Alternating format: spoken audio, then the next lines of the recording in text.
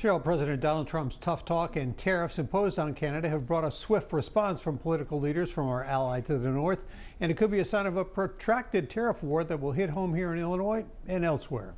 The next Prime Minister of Canada, Mark Carney. Mark Carney, a former national banker and political newcomer, is now the Prime Minister-elect, coming into office at a time of tariff turmoil between the U.S. and Canada. Trump doesn't have a relationship with Mark Carney, so there's an opportunity here on both sides to sort of reset and also make a stance. So we should expect pretty strong and bold action from the Canadians to establish the terms of the negotiations going forward. Carney setting the tone right from the start, saying Donald Trump is trying to weaken Canada's economy. He's attacking Canadian families, workers, and businesses, and we cannot let him succeed. Canada is a major provider of lumber to the U.S., which Trump has threatened with 250% tariffs. That could raise the price of new homes dramatically. The cost of aluminum used for beer and soda cans could also mean higher prices for those items. Illinois likely to feel the impact. According to the governor's office, Canada is the state's largest market for exports. It is also Illinois' largest import market, with $65 billion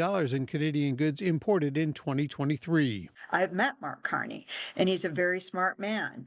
And, he doesn't want to cause more pain for Canada, but he also knows that it's, this is war. Economist Diane Swonk says once a trade war starts, it's hard for countries to extradite themselves from it without leaders losing face. And it's usually the people who can afford it least who will be most impacted by the higher prices that result. We'd like to have differences ironed out behind closed doors and not have the entire American people and our closest trading partners all pay for it at the same time. The tariff war could rally the country around Carney, though, as he prepares to take office. Because of the way that the U.S. has gone about it, the Canadians see this as an effort to destroy their country.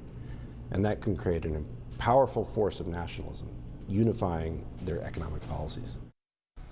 And while concerns about a recession are increasing in some circles, a possibility that the president did not rule out, economist Diane Swonk says it's not in the forecast at the moment. What she sees as more of a concern is stagflation, that combination of a slowdown in economic growth along with a slow rise in unemployment and inflation. Wow. So we'll have to see how this thing is a little volatile at the moment. Yeah, domino effect affecting everything. Yep. That term from the 1970s was a scary term. Yep, and she had to bring it back up today.